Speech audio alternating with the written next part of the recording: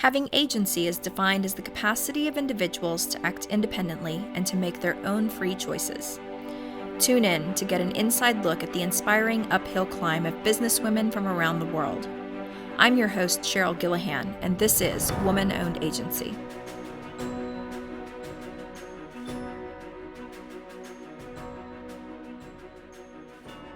Corey, thanks for being here with me today. I'm so excited to have you. I have known you for a few years now, actually, through the B Corp network. And I didn't realize we had so many things in common. So I'm actually excited for our conversation today because rereading your bio, I was like crazy. We have both professional and personal things in common.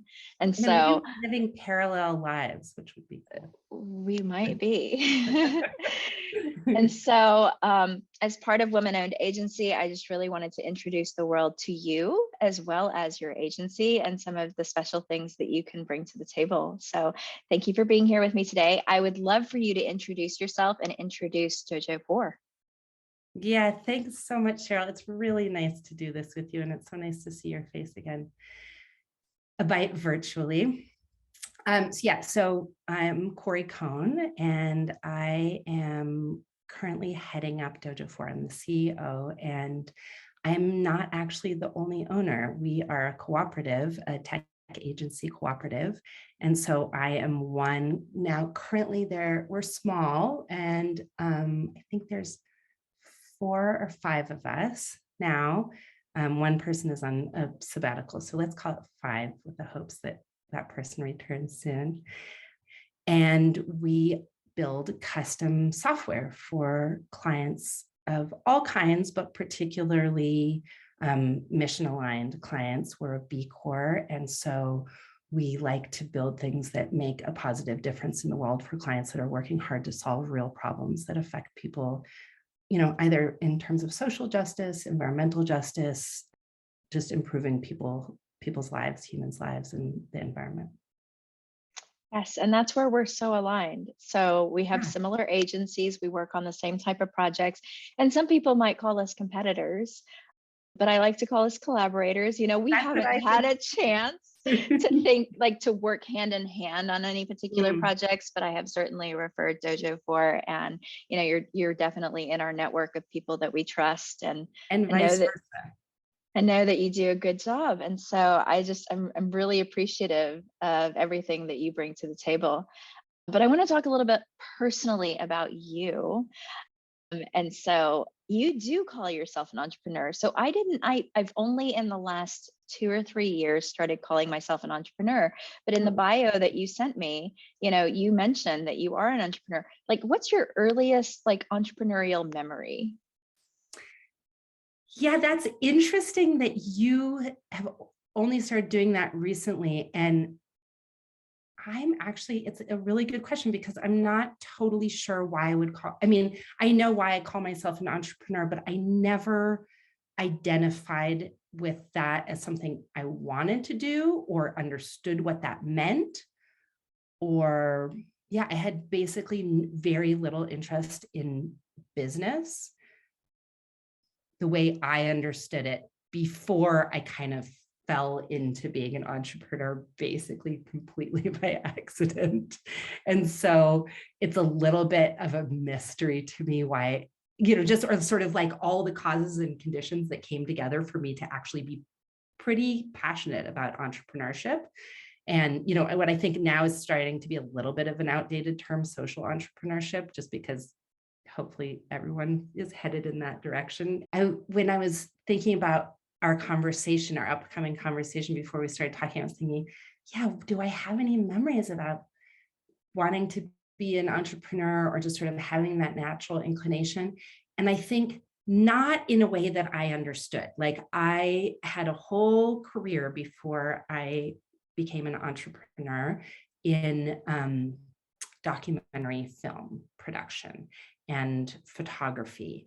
And I really identified strongly with kind of social activism, and particularly through the arts and journalism. And I had no interest in business. And in fact, I sort of really thought of business as being kind of like the man, you know, like I really had this feeling of kind of like, oh yeah, that's like people in suits that are just trying to extract value from human beings in order to like further their capitalist ambitions, right? And that's really changed for me. And I really actually feel now that entrepreneurs really do are I think anyone has the potential and opportunity to make a huge positive impact in their life, you know, in their concentric circles, their communities, their families, their, you know, in the world, in terms of how they are and what they do. But I actually really feel like business is one of those like real like leverage points, just because it's so ingrained in our world, right? Like capitalism is so ingrained and consumerism is so ingrained. And so if we can like remold that into something that makes a positive difference. So now I identify really strongly as an entrepreneur. But before I was like, bleh, I don't care about money. I don't care about business. You know, I'm like, I make, you know, help make documentary films. I take pictures of things. And now I feel really differently about it. Does that answer the question? Yes, that totally answers the question. And I feel like maybe I stumbled into it in the same way. And I've learned so much about business. Like I didn't want to become a CEO, but it got presented to me and I was like, maybe I should think about this. I didn't want to be a business owner and it got presented to me and I was like, maybe I should think about this. Parallel lives, Cheryl, parallel lives. But also specifically in the things that you were saying about business, I think that, you know, it's not that I wasn't interested in business. I saw it as, you know, I have a path. My mother is an Asian mother and the stereotypes there are so very true. You need to make straight A's. We're Asians, not Bejans. This is a meme that I saw somewhere. Like everything had to be perfect. And there was like this path that I had to follow. And one of those was I need to get a good job. I need to have stability. I need to have income and finances to be successful. Yeah. And I saw business as a ladder to climb. And when I got into that world, I was like, really good at climbing that ladder, but realized that it was like eating away at my soul and was not really happy and fulfilled. And got to the point where I was like, I don't care about money. I don't care about it. Like, I don't want anything to do with business. And then discovered this world of social entrepreneurship and was like, what is this? Right. What is this beautiful thing? Yeah. And the more and more I've gotten into it, when I helped Cause Labs with the B certification in 2014, I was like, this is fantastic. Every business can do this. Every business can make a difference. And so I've actually been a huge advocate in the last 3 years, not just of entrepreneurship and business ownership, but you know, these SDGs and values and things that are behind me. Like every business can do this. And while we've been working on this for over 10 years, you know, a business can start today and make a difference tomorrow. And I tell them like, what's the one thing you can do? Like recycle in your office. I don't know, like what's the easiest thing that you can do? Change your light bulbs to energy efficient bulbs. Well, that's the thing that's so exciting to me too. And I should mention just another thing we have in common is that I think we also certified the first time in 2014. So again, parallel lives. Yes. It's same number of years in business. Yes. Both not the original founders, both now the CEO and owners. Our domestic partners have the same first name. Also, you were mentioning to me before. So yes, there's something eerily similar happening. But the thing I was going to say is that, that somehow like when I also like that fascination where you're like, ooh, what is this beautiful, glorious thing? Part of that for me is also exactly what you were saying, which was this like, oh, right. Like I did know about social entrepreneurship, but it felt out of reach to me. Like I thought, what I'm doing, I can do that through film. I can do that through photography, but like, oh, these people that are, you know, like I remember Tom's Shoes, for instance, right? And I thought, oh, or like Warby Parker, and they're doing this thing. And I thought, oh, I don't know. That's like, I'm not in business. Like, how do I do that? And one of the like really big clinchers for me was when I realized exactly what you were saying and what I'm now have become like totally evangelical about, which is you could have like a janitorial service or an insurance company, or, you know, something that people don't necessarily associate with like making like a super, I mean, janitorial, we understand actually makes the most positive impact on the world, but let's say something else, like a, you know, beauty care product place or whatever. And it's actually, you can make a huge impact in the world just by doing what you're saying, like picking one thing. And for instance, like for me, the real passion is building organizations where people can be the actual humans that they are, like the full dignified human beings that they are, just because so many people work their entire lives in jobs where they are like treated as diminished, you know, not dignified human beings, and how like sad and heartbreaking that is, that there's so many millions of people in the world that have that experience. And it doesn't have to be that way, right? Like if you could make a company where people are respected, even if their job is, you know, small, or their job is unskilled or whatever, they're whole human beings worthy of respect and dignity, or being treated with dignity. And we can do that as business owners, and how amazingly powerful that is.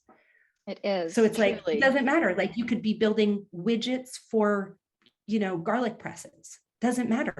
That could make a massive impact in the lives of the people that you work with, if they can feel whole and engaged and respected in their work, right? And Absolutely. I think you and I share that as well, right? Like that is so inspiring. And it's like I learn something new every day. It's almost like, you know, Alice in Wonderland, going down the rabbit hole, and I'm just discovering new things all the time. Like, Yeah. you know, B Lab likes to say, like, you can't improve what you don't measure. And they're really good about helping us identify the things that we can measure. And I think that every time I measure something new, I recognize like, oh, I need to do something about that. And that was actually one of the impetuses for starting this podcast for women-owned agencies. Is one, I recognized there's not enough platforms that really highlight women in tech. That was the first thing. Right. You know, like when I, you know, there was a featured article somewhere, and I was like, why are there so few women listed? And it was a tech article, you know. So that was one piece of it. But the other piece of it was, you know, really we were auditing sort of our collaborators, our supply chain, and I realized I didn't know enough about some of our suppliers. Like I didn't know who owns the businesses, you know, like I knew about Dojo4, but I didn't actually know who the owners were. And I was like, and how do I find that information? You know, and then it came down to, well, I need to connect with my suppliers, and I need to understand them, and I need to know their stories, and I need to know who they are. Yeah. And then it humanizes the whole thing too, right? And I mean, I know that's why it's like, I think that any success that my business has had has been completely reliant on that kind of texture, like the quality of like, oh, we're humans connecting about a thing that happens to be software, right? But like actually around that is just like, you're a person with like a background and a context and a problem that needs to be solved. And I'm a person with a background and a context and a possible solution. And let's like see how that relationship, you know, grows into something. Yeah. So I want to talk a little bit about like the origin story of how you got to be where you are in Dojo4, because, you know, there's a lot of context there to that story and understanding it. And again, I think it's very similar to my story. But when I think back, like you just said, our solution happens to be digital. It happens to be in the space of software and websites. But for me, there was a time when I thought, gosh, do I just need to get out of pixels and code and like into the field and hands in the mission? Like maybe I'm in the wrong space. Am I really making a difference? And there was a turning point there of like one of our applications, we had reached millions of people. And I thought, yes, that's what I need to be reminded of. Like, this has so much potential. What we do, what you do has so much potential. It's just a matter of identifying the right projects to work on, you know, and making sure that those are aligned with our values and what we actually want to achieve in the world. So I would love to hear your origin story of kind of how you got to that point also. Yeah. And I love what you're saying, because I think probably, I mean, I really resonate with what you're saying. And I can sort of imagine that many people in our particular network and, you know, group of agencies or whatever, that do digital work have had that experience where we're like, really, like, are we just like creating more like technical junk in the world? Or is this like really something that I feel like I can like really sink into and get behind? And I think it's both in a way. I think, and I'll get to the origin story, but I think that there's this piece for me where when I've come to these kind of like crises, which of course happen every few years or whatever. Business ownership, you know. Yeah, exactly. That just like, and then it happens again. And then I thought I got over it. Oh no, it happens again. And then I think there's something for me where I'm like, oh, anything that we do is not the end, it's just the means. And like that means can take all sorts of different forms.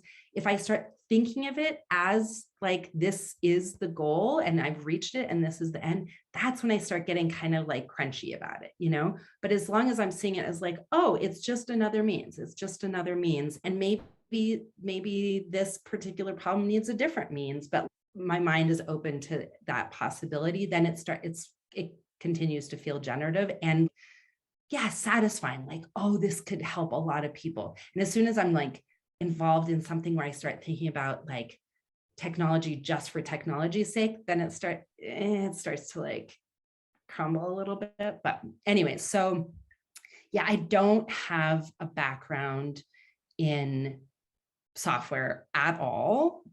And I don't know if this is the origin story you're looking for, but I can talk a little bit about how Dojo4 came to be and a little bit of its evolution and where did I come into that.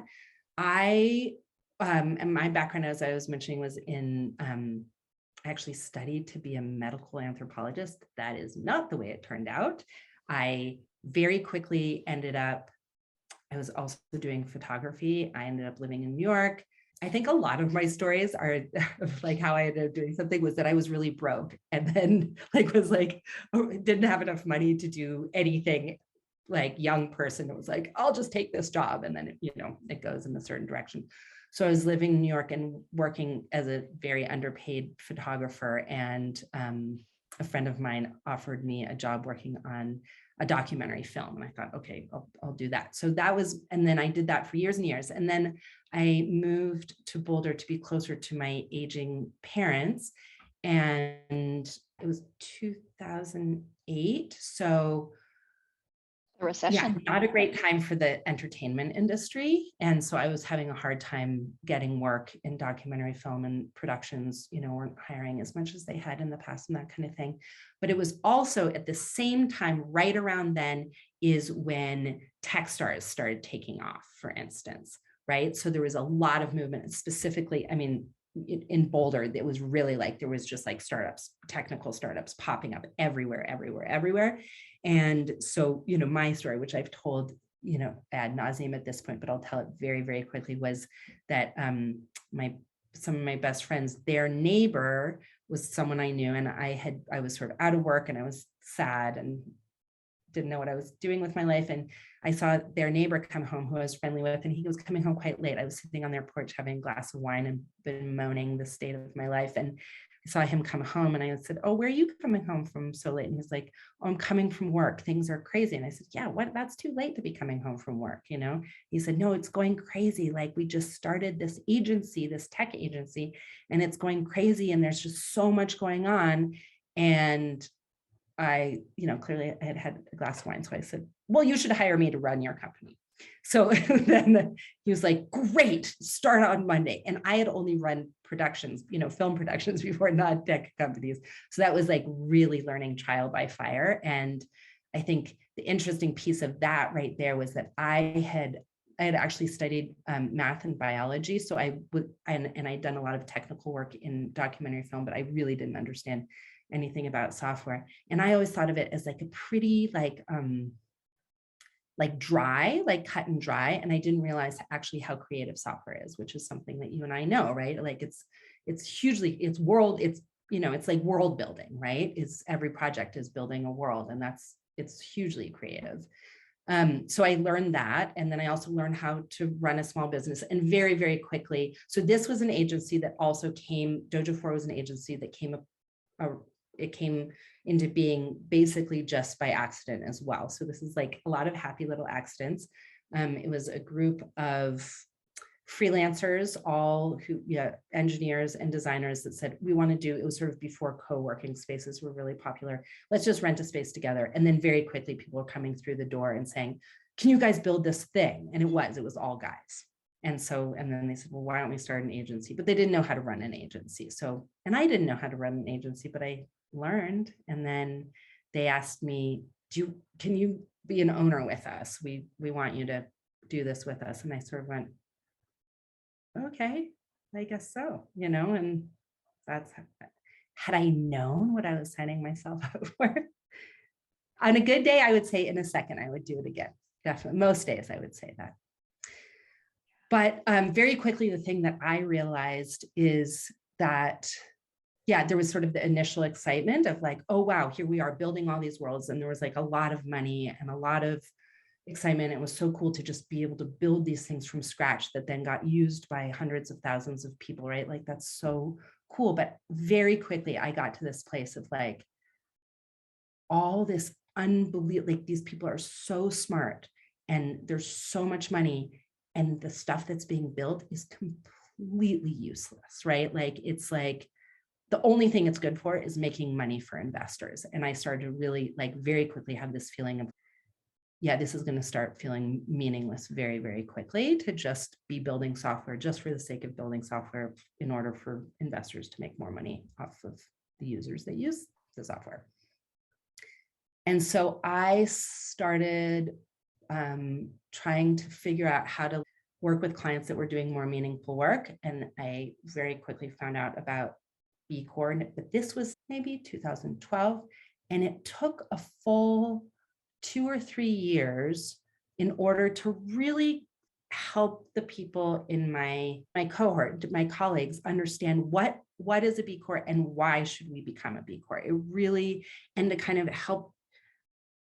And I don't think that I fully knew either, right? It wasn't like I was from on high, like, this is the thing. But I remember I wrote an article called "Human Suffering is the Only Growth Industry," which is like, sounds horrible, right? But I was trying to turn, because like my colleagues were saying like, oh, this bubble is going to burst, this bubble is going to burst. And I said, yeah, the bubble's going to burst. But the one thing, the sad, heartbreaking truth is the industry that's never, ever gonna, that bubble that's never gonna burst, is the one that's solving real problems for real humans that are actually suffering in the world, right? People are always gonna need help. So if we can direct our mind, our energy, our genius to that, that's never gonna go away, right? And not only is our business gonna be better for it, but we're also gonna feel better, and we're not gonna get tired of doing what we're doing, because we're gonna know that we're actually helping people. So then people started to kind of shift. Then we had some kind of crisis in the business, just like a perfect storm of stuff. And there was sort of like, we need to rethink this whole business. And that's when it was like, it kind of perfectly shifted. And people were like, okay, we're ready to like get this certification and have the cohesive will to make that happen. And then that was the tipping point. And I think at one point, I can't remember exactly when I started leading the company, but it was sort of, it moved in that direction for a while, because I think, people start feeling like their work is meaningless after a while, unless they have something they can work on that's actually truly making a difference in people's lives. And I think energetically, people started looking for that in the company. They're like, whether or not I can articulate it, like I need some leadership to keep doing this, if that makes any sense. Yeah, that makes total sense. In fact, I was on the phone with one of our clients earlier this week, and they were sharing a story about like the real impact of the technology. And I was like, oh, I need to share that with the team. Like, we do something that's called like the state of the lab. And, it gets them out of the, I just pushed X number of releases, or I just, worked on these many designs and this many assets, and push this many lines of code, and had, like, it gets them out of that day-to-day, like, just bits and bytes and things, and Yeah, like shows exactly. them like what is happening in the world beyond what they're building, and Exactly, right? Like it it's becomes like less this kind of like granular, like I'm trying to figure out how to make this login work for like multiple, whatever's that. And it's like, oh no, right. Like I can raise my gaze and be like, oh, Mhm. right. Like this is what's happening in the world. Well, one of the things I wanted to ask is, what's your specialty now? You talk a little bit about this shift in the organization, and kind of that move towards mission aligned work. What are the things that y'all specialize in now? Yeah. Well, I mean, that's an interesting question. Like, what do we specialize in is, from a technical standpoint, I think the thing that we specialize in and have always specialized in is solving hard technical problems. So we started as a Rails shop, and I think people still come to us for that, for solving like really gnarly issues that need to be looked at from a technical standpoint and just need like people with a lot, like all my colleagues have been writing code for 20 plus years. It's all senior engineers. And so people come to us when they're like, we need help figuring out this kind of difficult to solve problem, basically. So that's still our specialty. We really, as I was saying, we really focus on problems that are meaningful to us in terms of like helping actual humans live more satisfying and dignified lives.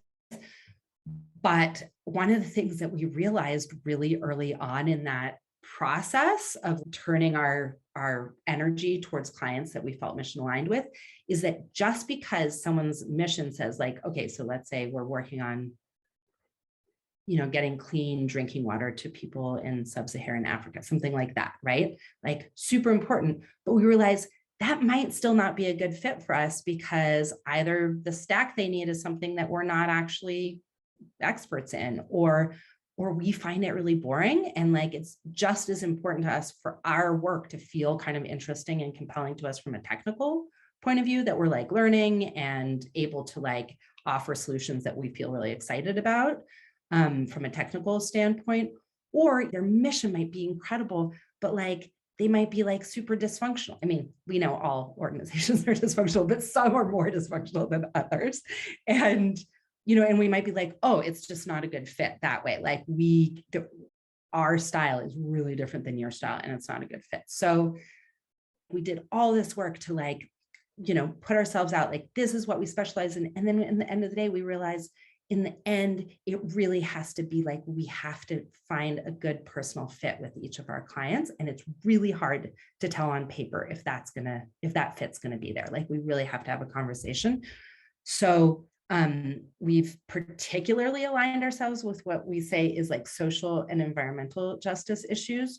But for instance, like one of the projects that we're really excited about right now is working with an organization that provides holistic care for elderly people. And it is taking clients who are Medicaid recipients, and the technology is trying to give them whole person care instead of just like service based, like you just need this thing, and this thing is like, what's the whole picture and how to integrate their families into that care.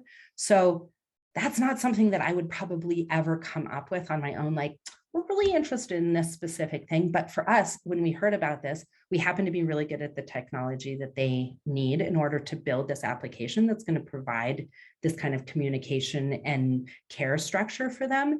But also when we heard about it, we thought, I mean, for me, that's personally compelling because I care for an elderly person who like really needs that kind of support, and I need that kind of support, right? And that person also, like, their insurance situation isn't great and all this kind of stuff. So I was like personally compelled. And then just hearing their stories and all that, I thought, oh yeah, that's exactly the kind of thing. So we vote on things. One of the things that we do as a co-op is each member, they don't have to make day-to-day decisions, but we vote on which clients and projects to take. And it's really, a lot of it has to do with personal inclination. So right now we have a lot of energy around gender non-conformity in our cohort of members. And so there's a lot of energy there, but I don't know if we would necessarily put that out in our marketing, because we could have someone come to us with something that's really powerful around, gender, social issues, and yet it could still not be a good fit for the reasons I was saying, if that makes sense. That makes complete sense. And I think that's a challenge that we've also had, in that, like, from a marketing perspective, and everything that they teach you in business courses and the business model canvas. And one of the first exercises, and if you go through Techstars, is like, who is your audience? Know your audience, Right. and Exactly.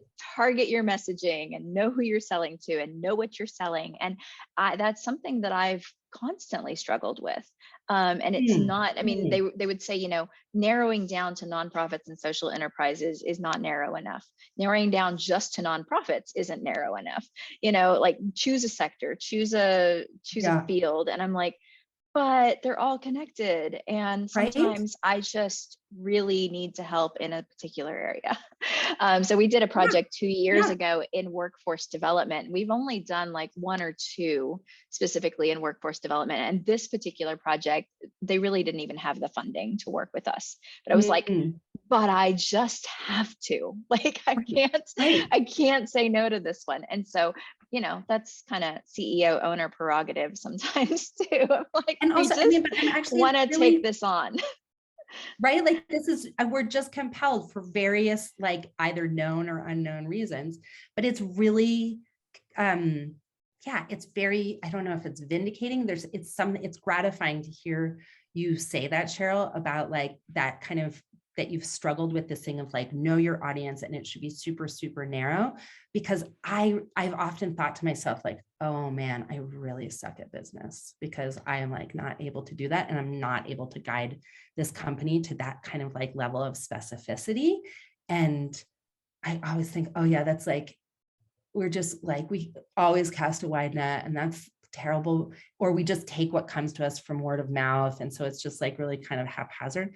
But at the end of the day, I realized like I can't, because a lot of times it's like, I could say, sure, nonprofits or social, but then it's like, social ventures. But then the thing is also, I've gotten some feedback and I've had the same feeling, which is like, okay, but if we only work with social ventures, then we're not actually providing the support for companies that don't even know that they're social ventures yet to become social ventures, right? Just like we were talking about at the beginning of this conversation, is like, right? Like, we have this other client that we really like working with because the technology is really fun to us. It's hard, like, they would not call themselves a social venture. It would be a push to call them a social venture, but we have all these really powerful ideas about what they can do to their business model to make like an incredible impact in aerospace, which we know is like massively polluting, right? And so it's really exciting to us to be able to say to them like, hey, listen, okay, so now we've gotten you to this place. So now let's take this extra leap to get you there. And they're super excited about it as well. If we were like, oh, we only work with nonprofits, that would have never been available to us, right? So doesn't allow you to open the door for that conversation. I feel like we are, as kind of social enterprises ourselves, as a mission-driven business, we have the ability to kind of guide and advocate for those things with any business. And it allows us to be that strategist and guide on the better uses of technology, because there's so many negative uses of technology out there. Exactly. Yeah, exactly. Yeah. Well, so anyway, like, I find it really helpful to hear you say that too, because I think, am I just kind of making that up, or because we're bad at it? But like, at the end, I have tried to narrow it down, and it never. But there's a story with every single project. There's a reason we take each one on. And the one that I was just talking about, actually, this was pre-COVID when we built it. And then COVID hit, and all of a sudden, I don't want to say that they were sitting pretty, because COVID was awful for everybody, but they had what they needed to continue operations. And now they're able to scale and expand their business into other things. I remember reading this, Cheryl. Now I'm remembering, and I was like, wow, that was amazing timing, and how cool, right? And like, you don't think like, is a cause for Cause Labs workplace development. On paper, does that really fit into the thing? hard to say, but like, whoa, did that ever make like a massive difference in so many people's lives? Probably, right? It did. Yeah. Yeah. And it's just, that's the story that it's like, that's what gets us away from the pixels. That's what gets us away from the code, Yeah. because it's like, wow, Yeah. that's what I want to be able to say about all of our projects. Right. Exactly. Is that it makes a difference. So, well, we were talking about collaboration, and that's the whole reason that I am hosting this podcast. I would love to know if, there are other agencies out there that, woman-owned agencies particularly, that you enjoy collaborating with, or that like you're hoping to collaborate with. Yeah. We'd just love to learn a little bit more about those. And if there's any that particularly that I should interview, I would love to hear about those too. So the first person, Maya, obviously Maya Holiday. Yes. Next, and what about Jessica Kellner? Do you know Jessica from Bark Media? I don't think I know Jessica. I know Bark Media, but I don't think I know Jessica. So she is not the only owner. It's also her husband, James Duft. And then she has another female co-owner, I think. I don't know, but Jessica is one of the owners of Bark Media. They're in Lawrence, Kansas. They do marketing and some, so more kind of like marketing level web development kind of stuff. I know them through the B Corp community, but then also, and became friends with Jessica through the B Corp community, but then have also worked with them recently on a few things, and they're amazing. Jessica is incredible. She does really good, like thorough work in marketing. Like it's not kind of like flashy marketing. It's like, what's the like deep work that you have to do in marketing? And they're amazing. So Jessica is definitely one of those people. And then another person, not a B Corp so far, I don't think, although I like to call them B, this category like B Corp curious, maybe is like the right term, is Rhiannon Hendrickson, and she is the owner and CEO of Orapin Marketing. I know Rhiannon. Yes. Yeah, you know her. She's in Denver. I do. Mm-hmm. Yeah. Yeah. I've worked with her agency in the past as well, and just wonderful. And then someone who I have not worked with but would love to work with is Alyssa Herr, Herr. And does that ring a bell for you at all? I know Alyssa, but I haven't like personally met her or communicated or worked with her. Really fun to talk to, super smart, at the very least, a great conversationalist, but I think she runs like a super cool agency. I think it's called Unity Web Agency. And yeah, I've always like had an agency crush on her and would love to work with her at some point too. That is awesome. Thank you so much. Yeah, I mean, it's good for all of us to know each other. Cheryl. Interview yourself. Yes. I feel like I've told my story so many times, though. I feel like everybody knows it now. No, I think it would be really cool. I actually honestly mean that. Like, I think, sure, you've told the story, but I think it's, for people that are interested, I think you could have someone maybe at your agency interview you, or have one of your, have someone like me interview you or whatever. I think it'd be really cool to hear. Well, thank you. Yeah. I'll think about that. Okay, consider. Well, thank you so much for joining me today. This was so wonderful and such a great conversation. And I think there are a lot of things that you said that other agency owners can gain some value from.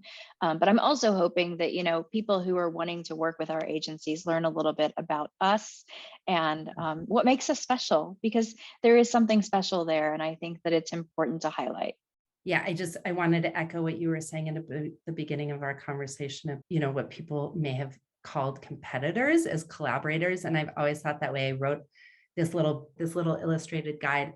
And one of the things that I wrote, one of the main things that I wanted to get across to other, sort of newer startups, was that you really think of the competition as like friends. And that has been maybe the single most supportive thing that's really helped us as a business. Like, it's been hugely enriching. And I really see this podcast that you're doing as a like actual practical expression of exactly that. So I really appreciate it.